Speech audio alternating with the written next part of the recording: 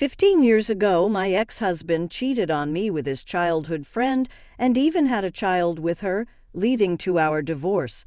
After the divorce, I suffered harassment from his affair partner and was eventually forced to quit my job. When I was at my lowest, my current husband rescued me, and we've built a happy family and lived a peaceful life. But the happiness was short-lived. I unexpectedly ran into my ex-husband, who abandoned me 15 years ago. You're still single, aren't you? No one would marry a woman who can't have kids. You still can't say anything but nasty comments, can you? Unlike someone, my son is adorable like his mother, looking down on me with a smug smile. I retorted, "Oh, really? He's very cute indeed. Oh, I should introduce my kids to you too." As I introduced my son, my ex-husband's smile faded and he began to tremble. "My name is Emily Johnson. I'm 38 years old this year. I live with my 13-year-old son, Kyle, my 11-year-old daughter, Lily, and my husband of the same age, Mike." Kyle, a middle school freshman, is right in the middle of his rebellious phase. He's been quite mouthy lately, but when he really doesn't listen, Mike steps in and sets him straight. Lily, my daughter, loves makeup and clothes and is quite the fashionista. Being the youngest, she's very good at getting her way. My son, Kyle, who adores his sister Lily, quickly panics and apologizes whenever she tells him, "If you're not nice to Mom, I'll start disliking you." He hurriedly says, Sorry. "Look, I'll get along with Mom, okay." He's honest and always livens up the atmosphere, though noisy. We live happily, but actually I'm a divorcee and this is my second marriage. I divorced due to my ex-husband's despicable betrayal. It was 15 years ago when I was in a senior-junior relationship with my ex-husband, John, in college. We were blessed and had a smooth sailing relationship as we had many mutual friends. Soon after getting married, we both wanted children and would talk about how nice it would be to have them, even dreaming about dressing them up in matching outfits. However, reality wasn't so kind, and a year passed without us having a child. Each month when my period came, it strained our relationship, which neither of us liked. So we had many discussions and even underwent expensive fertility treatments. But when told there was nothing wrong, our marital relationship didn't improve. Initially, John was supportive and cooperative, but as time passed without a child, his attitude towards me began to change. He'd throw sarcastic comments like, when will I ever become a father?" as if it was all my fault. He stopped helping with household chores altogether, leaving me to do all the cooking, washing dishes, laundry, and cleaning. When I asked why he had suddenly stopped helping with the chores, he said, "Since you're infertile, if you don't at least do the housework, you're not fulfilling your role as a woman. What's the point of our marriage then?" His words became increasingly thorny over time. My sister and her husband are already expecting their second child. Isn't that great? They're on their second, and we don't even have our first right. He would glare at me with harsh eyes, mocking and despising me. "If you had a normal body, I would have been a father long ago. How can you say I'm not normal when we don't even know the cause yet?" But John retorted, "Infertility is always the woman's fault. Don't you even know that? If I had known you were infertile, I would never have married you. Show some remorse." His words pierced my heart. I also started receiving calls from my in-laws saying, "We want to see our grandchild soon." At first, I brushed it off, saying, "It's only been a year. These things take time." But maybe that was a mistake, because my mother-in-law's attitude became harsher. She'd say, "You're useless if you can't have children. My daughter had one right away. You're the only defective one." I felt pressured every day. One day, my close friend Sarah invited me out for drinks. John had been saying he was busy with work and coming home late, so I thought a break would be good and accepted the invitation. Then Sarah revealed a shocking truth. "I've wanted to see you for a long time, Emily. There's something I need to tell you. I've missed you too. So what did you want to talk about, Emily?" "Do you remember Jessica? Jessica was John's childhood friend. They lived near each other as kids, and their parents were close. Jessica and I went to the same university, and now she works at my company. She's the president's daughter and got her job through connections. Jessica and I weren't particularly close in college, as we were in different clubs and departments, and we barely interacted at work. John once introduced me to her, saying, "She's my girlfriend, so be nice to her." But she glared at me, perhaps not wanting to lose her childhood friend, so I thought she disliked me and kept my distance. Tall and beautiful, she was popular enough to be in beauty pageants in college and was somewhat of a celebrity in the company, being the president's beautiful daughter. Jessica, oh, John's childhood friend, yeah, I know her. She's beautiful. We're at the same company, but we don't interact much. What about her? Well, it's hard to say, but I think Emily, your husband, John, and Jessica are having an affair. What? I was shocked by Sarah's warning, feeling like I'd been struck by lightning. I saw them the other day. They were walking hand in hand, not like just friends. That can't be. You should check it out and call me if anything happens, okay? Thanks for telling me. I had a feeling that John was cheating. His attitude towards me was terrible, and he always came home late, claiming to be working overtime. On weekends, he'd say he was entertaining clients and wouldn't be home. I had a vague idea, but pretended not to notice. That day, after parting ways with Sarah, I headed straight to a private investigator. The reason, of course, was to gather evidence of my husband's infidelity. It didn't take more than a week to gather evidence, but I myself wasn't ready to decide on divorce right away. No matter how terrible a husband he was the person I once vowed to spend my life with. I couldn't decide right away. A few days later, I returned home to find John, who usually came home late, sitting at the dining table. "Oh, you're home. Yeah, I thought you'd be late today as usual." I tried to sound sarcastic on purpose. "Yeah, sorry about that. I need to talk to you. Having heard about the affair from Sarah, I had a bad feeling. I want a divorce." "What?" "So that's how it is." I realized that John wasn't just fooling around with Jessica, but that he was serious. Jessica's pregnant, so I'm going to marry her. Jessica, your childhood friend, you said she was just a friend, and now she's pregnant. You were having an affair. Don't call it an affair. Makes me sound like a scumbag. Can't be helped, right? Jessica can actually get pregnant, and she's beautiful. There's no reason for me to choose you over her. I was shocked by John's brazen attitude. He didn't think he was in the wrong at all. Seeing me silent, John scoffed and said, "Even my mom kept nagging me to divorce you. She always liked Jessica more. She's beautiful, kind, and can have kids. My mom will be happy with this in the end." My mother-in-law and husband had always preferred Jessica. I was so sad that tears started to flow. "Well, I've packed my things and need to leave for the sake of the child that's about to be born," saying that John left the house. I didn't have the energy to stop him. Later, I was unilaterally sent divorce papers. There was a note attached, written by a woman.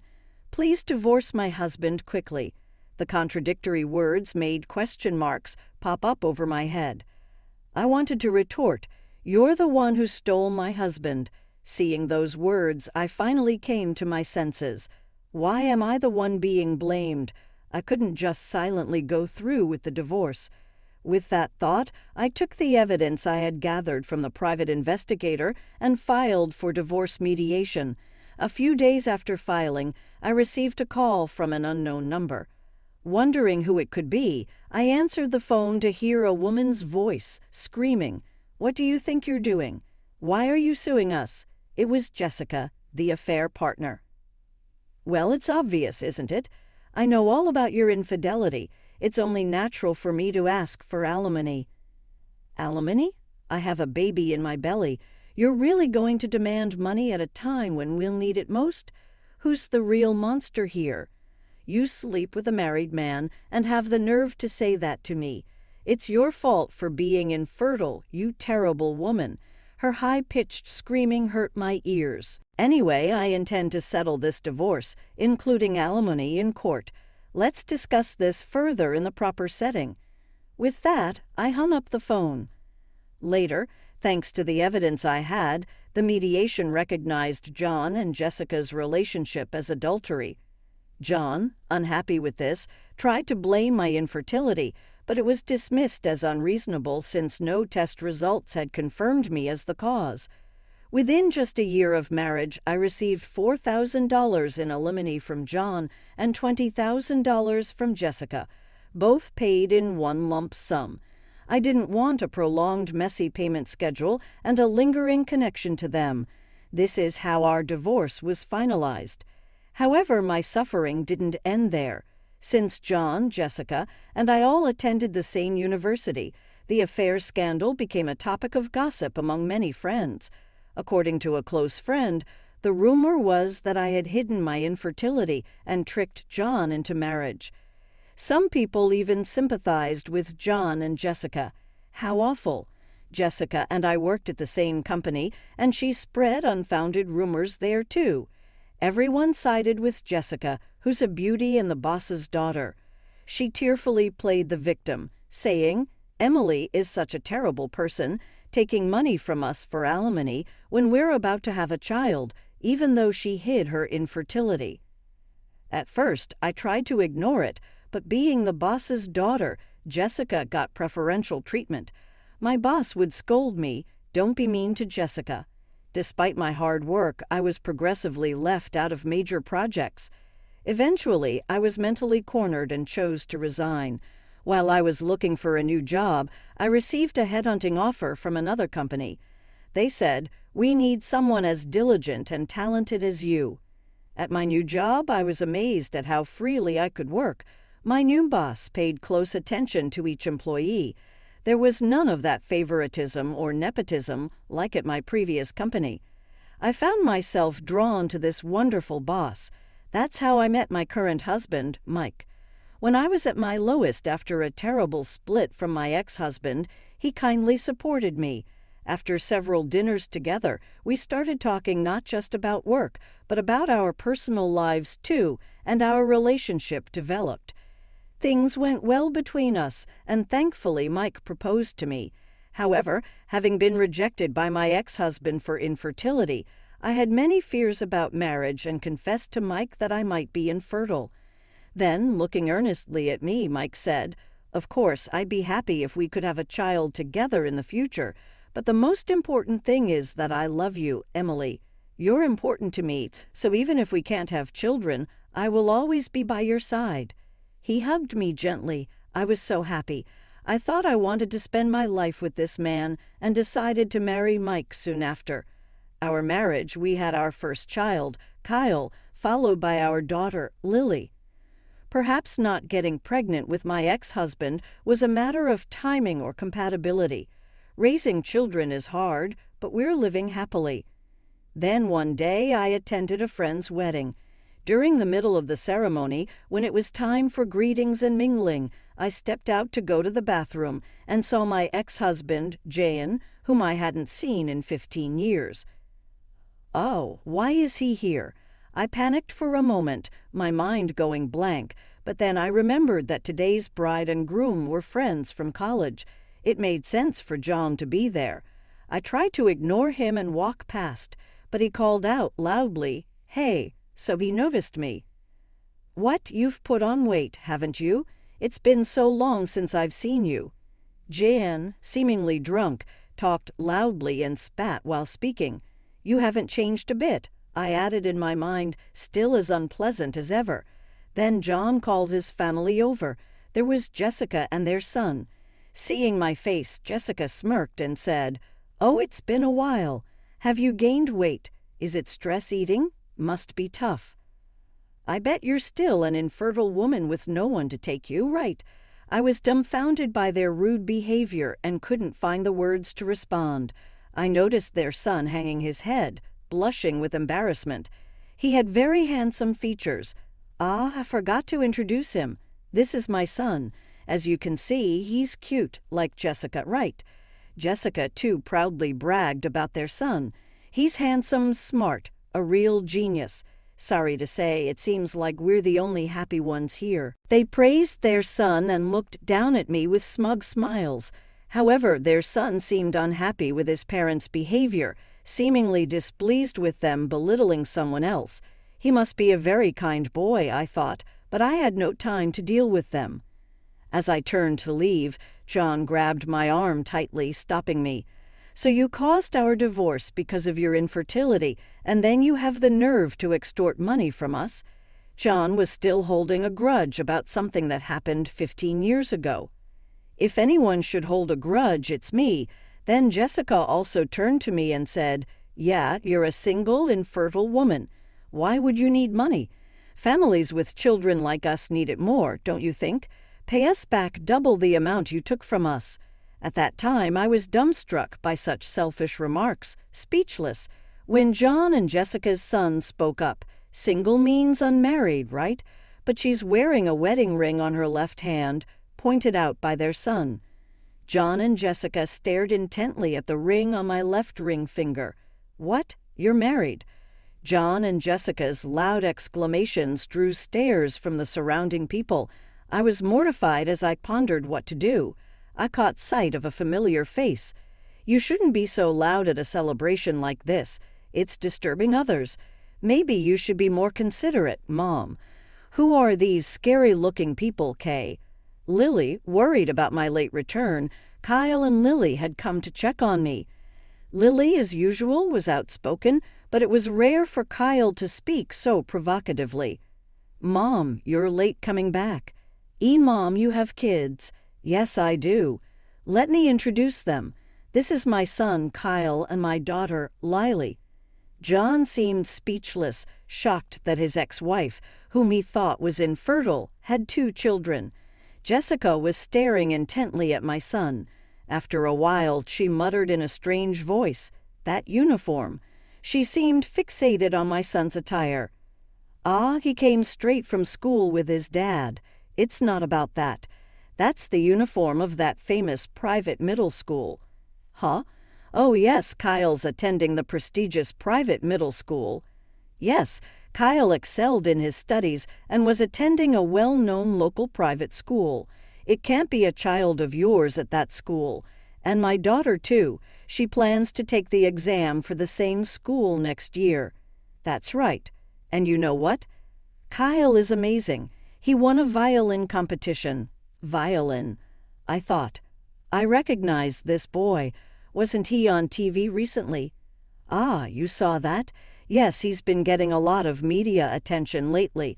Today he's coming back from violin practice." Impossible. That can't be. John and Jessica were left gaping, frozen in shock. "You were supposed to be infertile. How could you have such?" I calmly addressed John's confusion. "I'm glad to see you two seem happy. As you can see, I'm filled with happiness too. Let's not involve each other anymore. We have nothing to do with each other now."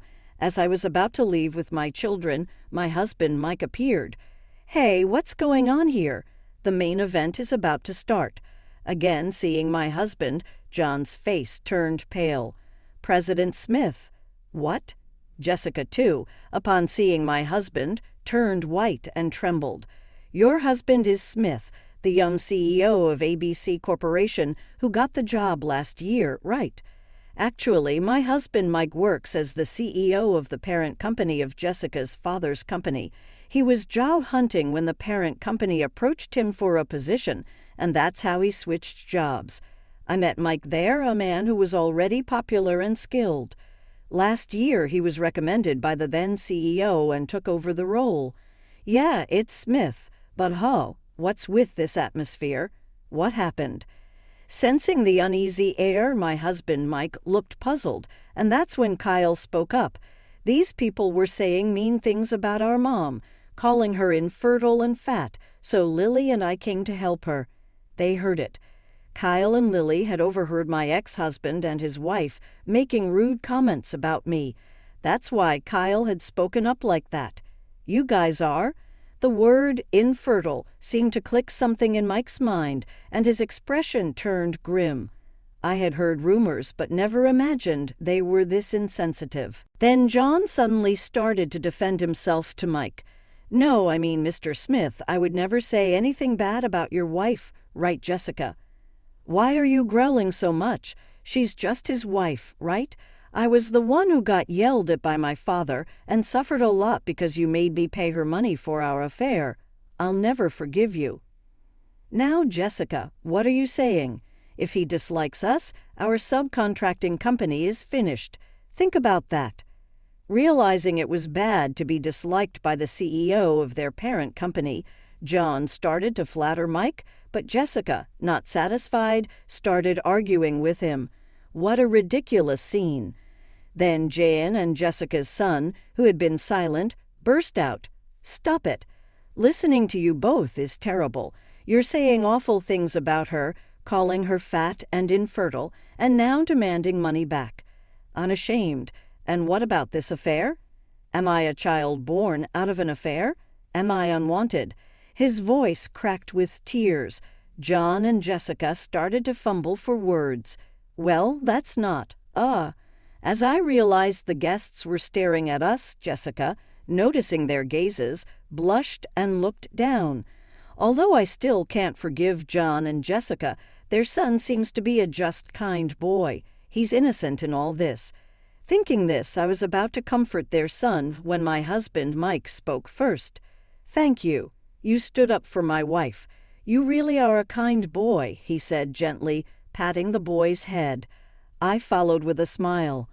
"But maybe I am a bit overweight," I said. "That's not true." "Well, actually, I'm pregnant. My belly is getting bigger," I said, stroking my belly. "I'm currently pregnant with our third child and on maternity leave." Seeing the boy with tears in his eyes, I added, "Your mom took great care of you in her belly just like this.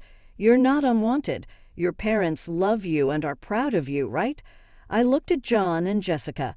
The boy then asked them, "Really?" In a hurry. They both nodded vigorously and said, Yeah, you're our pride and joy. Absolutely. You mean everything to us." At that, the boy immediately broke into a wide smile.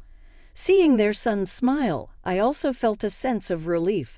Let's just remember that today is a day for celebration. Let's all head back to our seats. Saying this, each family returned to their respective seats, and so the turbulent scene came to a close. As the wedding ended and we were heading to the station, Jessica and John came up holding hands with their son. Kyle and Lily had been intimidating the two who had insulted me, but Mike calmed them down with a smile. "We're sorry. We're really sorry. It's too late, but for everything before and for today, we're truly sorry. And thanks for earlier for our son. It was the first apology I had heard from them in over 15 years. Perhaps even people as terrible as them had changed a little after having a child." I laughed. "Really, it's too late now." With just that, I turned and started walking away. Kyle offered to carry my bags. Lily said, "Here," and draped a jacket over my shoulders. Even as children, they were considerate of my pregnancy. "All right, how about we make Dad's favorite hamburgers for dinner tonight?" Kyle and Lily's favorite. Yay, thank you. With a vow to protect the smiles of my beloved family, I was moving away.